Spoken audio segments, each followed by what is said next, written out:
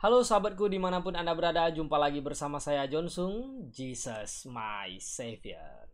Sahabatku yang terkasih, saya mendapat banyak komentar, ada yang positif dan ada yang negatif. Ya biasalah, namanya hidup ini ada pro dan kontra. Bagi teman-teman yang masih kontra, yang tidak setuju dengan pandangan saya, tidak perlu marah-marah, tidak perlu ngamuk, mencaci maki, ya. Cukup kemukakan argumentasimu supaya saya bisa mengerti, sampaikan saja seperti itu. Tidak perlu marah-marah ya. Saya juga tidak ada rasa untuk membenci atau marah kepada Anda yang tidak setuju. Saya hanya maklumi bahwa sebenarnya Anda semua belum mengerti. Makanya memiliki pandangan seperti itu. Ya, tidak ada masalah. Saya terus berdoa bagi kita semua. Sahabatku dimanapun Anda berada, jika ada pergumulan, permasalahan apapun, ya, saya berdoa kiranya Tuhan menghiburmu, berikan kekuatan, karena saya percaya Tuhan Yesus tetap sama dahulu, sekarang, dan selama-lamanya. Tidak pernah berubah. Amin. Puji Tuhan. Baik, sahabatku yang terkasih, pada kesempatan kali ini saya ingin mengomentari sebuah video yang dibuat oleh Zakir Naik, ya, seorang ustadz yang terkenal, katanya terkenal ya. Katanya tidak ada yang bisa mematahkan argumentasinya lah, apalah segala macam. Nah, pada kesempatan ini ada satu topik ini ya, ketika dia menghadiri sebuah acara apa begitu, kemudian dia minta tanya. Nah, coba kita lihat videonya. My name is Gabriel and I'm working as a barista and I'm currently learning or knowing about Muslim now, and a part of the learning that I want is I want to know why Prophet Muhammad is married a young girl. The question posed by the sister is that why did Prophet Muhammad, peace be upon him, married a young girl? She's referring to the marriage of Muhammad Sallallahu Alaihi Wasallam, Aisha, may Allah be pleased with her. Sister, for your knowledge, the first wife that Prophet married was 15 years older than him. He was at the age of... Nah, ini ya. Jadi seorang perempuan, Gabriel, bertanya kepada Zakir Naik, mengapa ya Muhammad menikah dengan seorang perempuan yang masih muda, ya, bukan cuma muda loh, masih anak kecil sebenarnya, masih sekitar ya 6 tahun seperti itu. Bagaimana kok bisa begitu? Nah, kemudian Zakir Naik mulai untuk menjelaskannya bahwa sebenarnya katanya ya, Muhammad itu pertama menikah itu dengan seorang janda, dia umurnya 25, janda Khadijah umur 40. Nah, dia tidak langsung married sama anak kecil seperti Aisyah itu. Nah, oke. Sekarang kita lihat di dalam Alkitab bagaimana mengenai perkawinan yang sesuai dengan Alkitab. Ya, kalau jawaban di Alkitab itu seperti ini. Maka Allah, ya, dalam Kejadian 1 ayat 27 itu kan, maka Allah menciptakan manusia itu menurut gambarnya, dan menurut gambar Allah diciptakannya dia, laki-laki dan perempuan diciptakannya mereka. Allah memberkati mereka, lalu Allah berfirman kepada mereka, beranak cuculah dan bertambah banyaklah, penuhilah bumi dan taklukkanlah itu, berkuasalah atas ikan-ikan di laut dan burung-burung di udara, dan atas segala binatang yang merayap di bumi. Pertama kita melihat bahwa ya, konsepnya Tuhan itu menciptakan Adam dan Hawa. Tidak ada Adam, Hawa, Aminah, Khadijah, Zainab, dan lain-lain. Oke, Adam dan Hawa, satu, laki-laki dan perempuan. Itu konsepnya.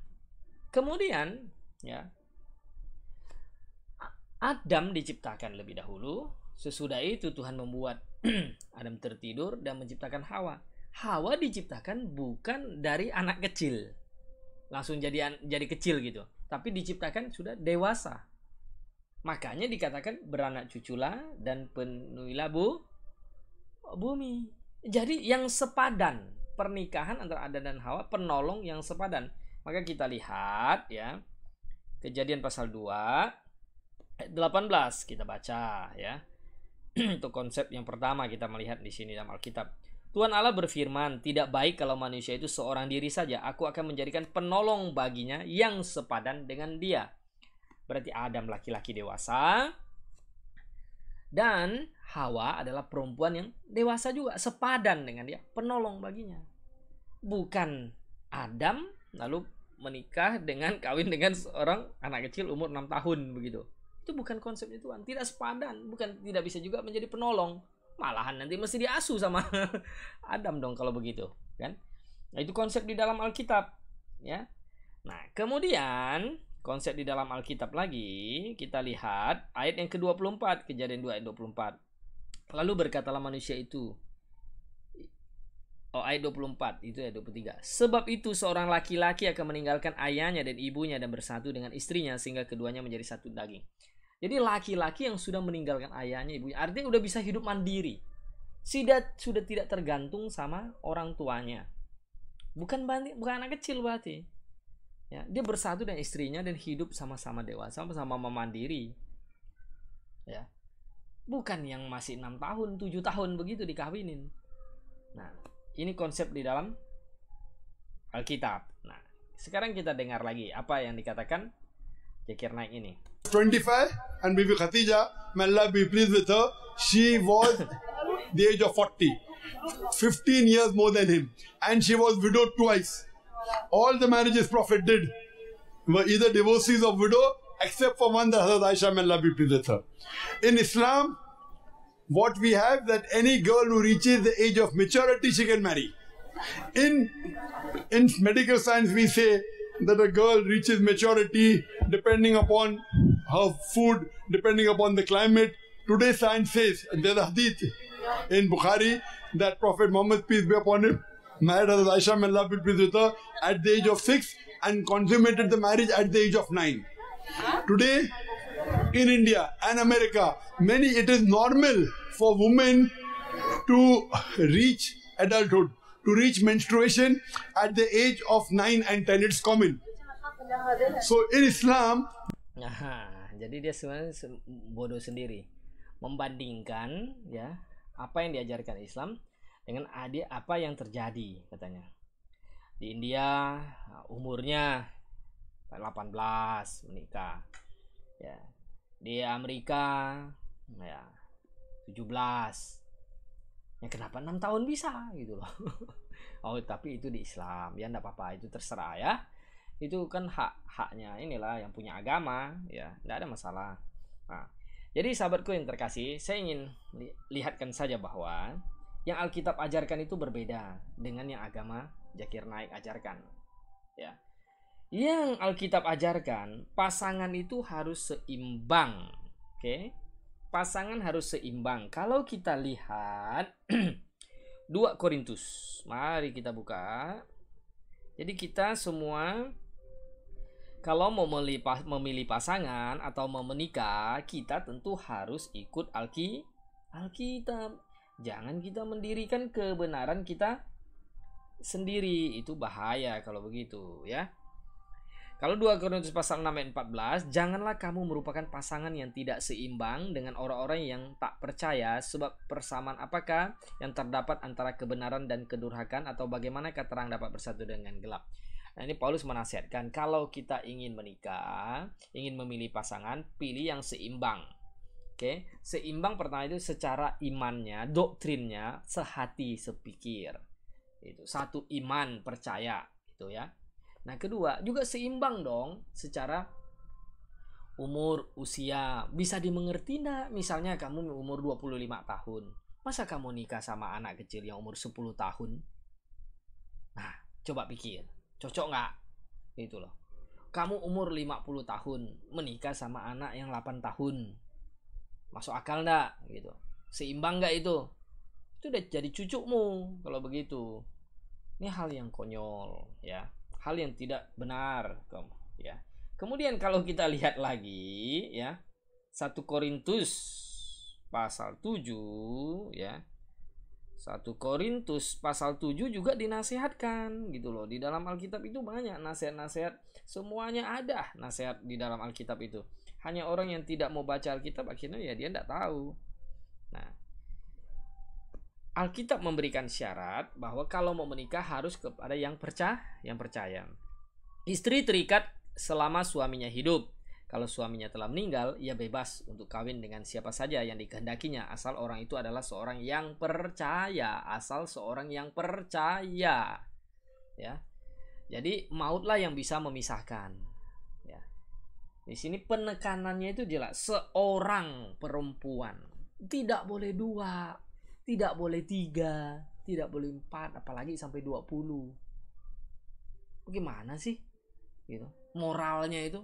Kalau menunjukkan kalau saya punya tetangga saja bisa dia punya istri sampai 10, lalu dia ngaku dia utusan Tuhan, mana saya percaya. Dia enggak ngaku aja saya udah meragukan ininya, kredibilitasnya gitu loh. Presiden kita saja deh istrinya sampai 5 begitu. Itu udah banyak orang pasti berpikir negatif saja. Itu kan kita pikir pakai logika ya. Nah, jadi Alkitab itu seorang ya. Seorang perempuan ya. Nah, maka itu di dalam 1 Tesalonika dinasehatkan kita menjauhi percabulan. 1 Tesalonika pasal 4 ayat yang ketiga.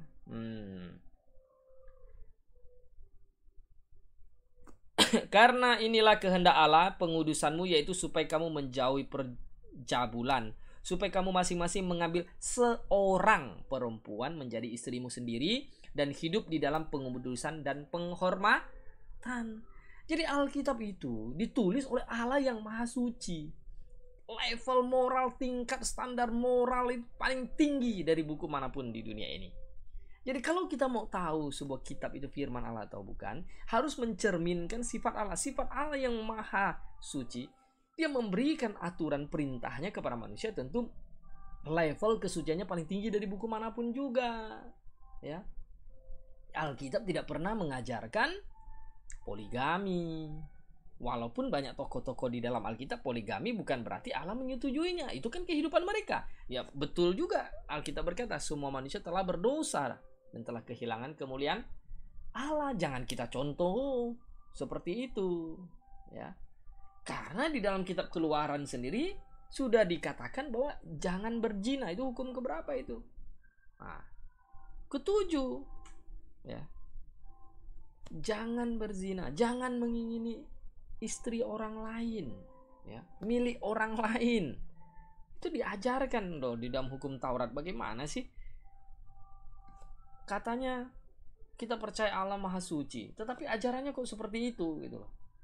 Nah, Kolose juga, di dalam Kolose juga ya, pasal yang ketiga ayat yang ke-52 ya.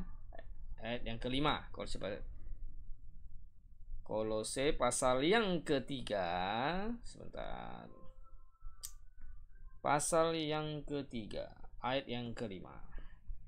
Karena itu, matikanlah dalam dirimu segala sesuatu yang duniawi, yaitu percabulan, kenajisan, hawa nafsu, nafsu jahat, dan juga keserakahan yang sama dengan penyembahan berhala. Nah, Anda bisa bayangkan dan bisa bandingkan apa yang diajarkan oleh Alkitab dengan apa yang diajarkan oleh tadi Ustadz Zakir Naik. Anda silakan pilih. Inilah hidup ini penuh dengan pilihan. Anda mau mengikuti yang omongan dia atau omongan Alkitab? Sahabatku dimanapun Anda berada, saya lebih baik, ya, lebih benar.